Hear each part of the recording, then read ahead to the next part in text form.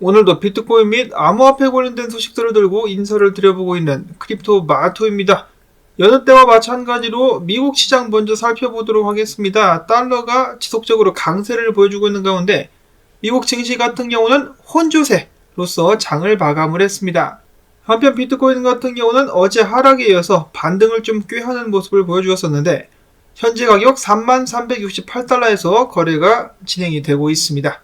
미국 증시도 그렇고 비트코인도 그렇고 최근에 제롬 파웰 연준 의장의 매파적인 발언에도 불구하고 계속해서 선전하는 모습이 보여지고 있습니다. 그는 엊그제 이어서 어제 스페인 중앙은행 총재와의 대담에서 다시 한번 대다수의 FOMC 위원들은 연말까지 연준이 두 차례 혹은 그 이상의 금리 인상을 예상하고 있다라고 재차 밝혔습니다. 미국의 노동시장이 매우 타이트하고 인플레이션이 목표치를 상회하고 있기 때문에 이런 결정을 내릴 수 있다라고 거듭 강조를 한 것인데요. 그 반면에 애틀란타 연준 총재 같은 경우는 인플레이션이 정상 범위 내로 돌아오고 있기 때문에 그런 식으로 금리를 인상하는 일은 벌어지지 않을 것이다라고 제롬 파월의 이런 예측을 정면으로 반박하고 나섰습니다. 자, 이거 하극상 한번 갑니까? 지속적인 금리 인상이냐 아니냐를 두고 연준 내에서도 말이 많은 상황. 한편 바이든 미국 대통령 같은 경우는 여전히 암호화폐 때리기에 여념이 없었는데요. 그는 최근 시카고 연설에서 모든 억만장자들에게서 세금을 더 거둘 것이며 부유한 암호화폐 투자자들과 헤지펀드 매니저를 표적으로 삼겠다. 미국 세법의 취약점을 수정을 해가지고 반드시 암호화폐 투자자들로부터 돈을 뜯겠다라고 다시 한번 다짐을 했습니다. 암호화폐 투자자들 중에 부자가 있으면 얼마나 있다고 몇 퍼센트나 된다고 이런 식으로 암호화폐 업계 전체를 물고 뜯고 하는지 모르겠는데 세금 같은 경우는 최근에 또 크게 논란이 됐었던 것, 바이든의 아들내미인 헌터 바이든이 여러 가지로 불법 행위를 저지르면서 세금을 제대로 내지 않은 것 때문에 말이 많이 나오고 있는 상황인데 그런 부분에 대해서는 일절 언급도 하지 않고 암호화폐 투자자들로부터 세금을 더 뜯겠다. 아들내미랑 함께 본인은 깜빵에 들어가야 되는 것이 아닌가. 한편 레이 달리오 억만장자 같은 경우는 최근에 법정화폐가 붕괴 직전에 있다라고 다시 한번 경고하고 나섰습니다. 그는 국채 매각으로 인한 수요와 공급의 불균형, 통화 안정성이 우려되고 있으며 중앙은행이 화폐를 대량으로 찍어내가지고 국채를 매입해야 하는 상황에 이르렀다. 이러한 상황들 때문에 통화 평가 절하가 발생 및 전반적인 법정화폐 신뢰 상실 등 세 가지 징후들이 나타나고 있다라고 경고를 한 것인데요. 레이 달리오 같은 경우는 몇 년 전부터 현금은 쓰레기다 라고 하면서 법정화폐 및 통화 시스템을 강하게 비난하기도 했었습니다. 자, 참고로 레이 달리오는 금을 굉장히 좋아하는 사람인데요.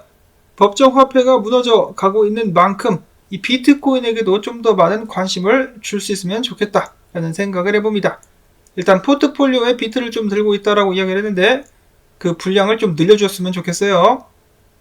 자, 그 다음으로는 아주 재미난 사건이 또 발생을 했습니다. 전 SEC 위원장인 제이 클레이튼이 방송에 나와가지고 현 SEC 위원장인 게리 겐세이를 적극적으로다가 비난하고 나섰습니다. 한마디로 권력 남용에 도가 지나치다라고 깐 것인데요. 그 누가 봐도 게리 겐슬러는 선을 넘었다라는 것을 알 수가 있겠죠. 지속적으로 소송을 남발하는 등 그 누가 보더라도 좋지 않은 모습을 보여주고 있으니까 슬슬 욕을 먹기 시작하고 있는 것인데요. 그럼에도 불구하고 게리 겐슬러 뒤에는 조 바이든이 버티고 있기 때문에 게리 겐슬러의 대가리를 꺾는 것은 쉽지 않아 보이는 것이 사실입니다. 이처럼 미국 같은 경우는 암호화폐를 적대시하고 있는 반면에 다른 나라들 같은 경우는 적극적으로 포용을 하고 있죠. 홍콩이 그 대표적인 예라고 볼 수가 있겠는데 다른 나라들 예를 들어 영국 같은 경우도 이번에 비트코인과 암호화폐를 규제 금융활동으로 인정하는 법안을 통과를 시켰습니다. 찰스 황제의 서명까지 받은 상황이라고 하는데요. 자, 이를 통해 가지고 영국에서 앞으로 암호화폐가 법적 지위를 얻을 수 있을까에 대해서 관심이 쏠리고 있다라고 하네요. 자, 그런가 하면 스위스 5대 은행인 줄리어스 베어 같은 경우는 암호화폐 서비스를 두바이로 확장한다는 소식이 나오기도 했었습니다.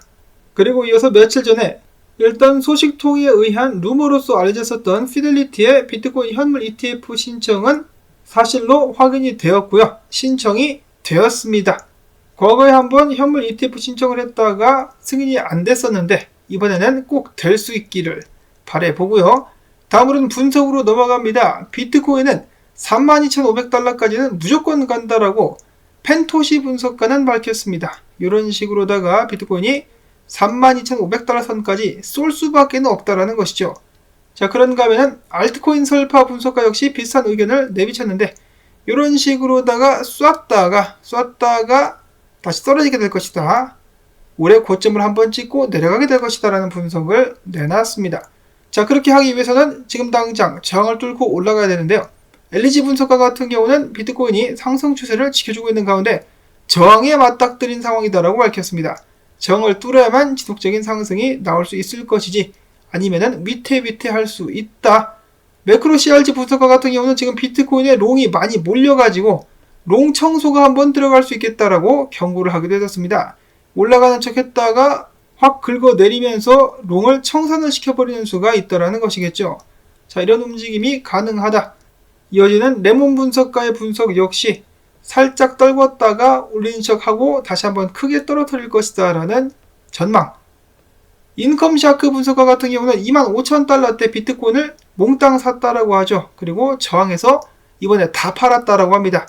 절반 팔고 이번에 나머지 절반을 팔고 다시 밑에서 기다리겠다. 대략적으로다가 26,000에서 8,000 정도 달러까지 떨어지게 된다면 다시 한번 현물로 강하게 쟁이겠다라고 이야기를 하고 있었습니다. 자, 최근 상승에 이어서 제대로 된 조정이 나오지 않은 비트코인인데 이대로 다시 한번 쭉 올릴 것인가 아니면은 저항에 맞고 떨어지면서 조정을 받게 될 것인가 조만간에 방향성이 나오게 되지 않을까 싶습니다. 이어서 기타 소식들 보도록 하겠는데 이더리움 차트입니다. 이더리움의 사토시 차트 지금 하락형 수익이 밑바닥까지 다다라 있는 상황인데요.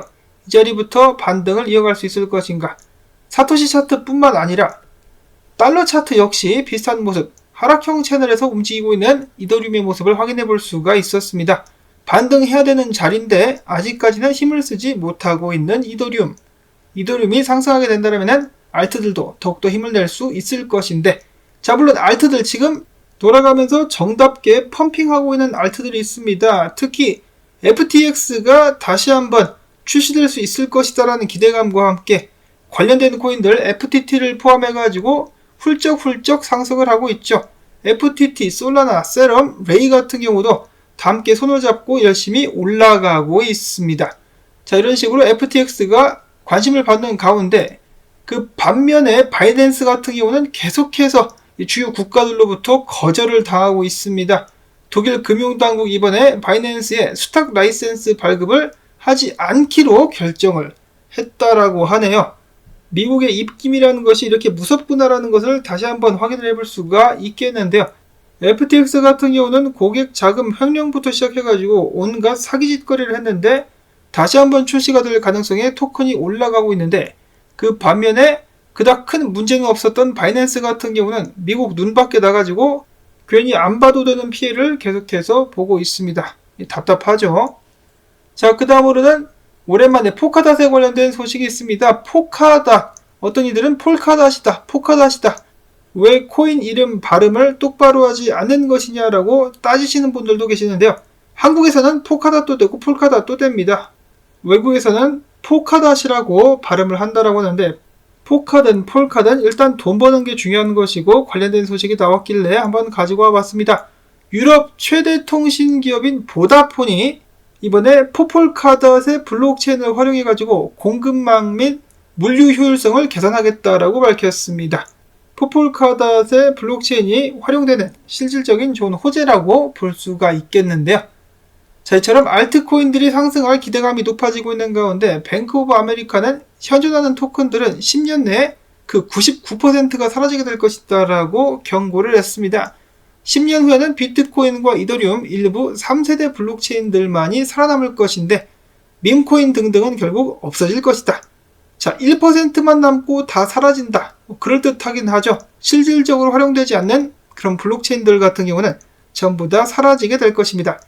다만 한 가지 재미있는 것은 그들이 언급한 미래에 살아남을 수 있는 가능성을 높이 가진 코인들 중에는 이오스와 테조스 등등이 포함이 됐었다라고 하네요. 오스와 조스, 최근에 사실 그닥 좋은 모습을 보여주고 있는 프로젝트들은 아닌데 자, 뱅크 오브 아메리카가 선견 지명이 있거나 아니면은 쥐뿔도 모른다 라고 생각이 되고요. 마지막으로는 코인 시장에 좋지 않은 소식이 또 기어 나왔습니다. 저는 처음 듣는 플랫폼인데 모스덱스라는 암호화폐 거래 플랫폼이 있다라고 합니다. 저는 처음 들어보는데요. 하루인베스트와 델리오, 최근에 논란이 되고 있는 두 개의 회사와 비슷한 서비스, 즉 자금을 예치하면 그에 대해서 굉장히 높은 수준의 이자를 주는 그런 플랫폼이었었는데요. 먹튀가 의심이 된다라고 합니다. 홈페이지 폐쇄부터 시작해가지고 소셜미디어 계정 삭제까지 난리 났네요. 국내에서도 사용하시는 분들이 꽤 계신다라고 하는데 큰 피해가 없기를 바랍니다. 역시 너무 달콤하면은 꿀이 아니라 독일 가능성이 있겠다 라는 생각을 다시 한번 해보면서 오늘 나온 정보들 여러분들께 도움되셨다면 토마토밭 도와주기, 일당 주기, 광고 영상 한 편만이라도 마지막까지 틀어주기, 광조댓 부탁을 드리면서 저는 다음에 새로운 소식 가지고 또 인사를 드리도록 하겠습니다. 가즈아!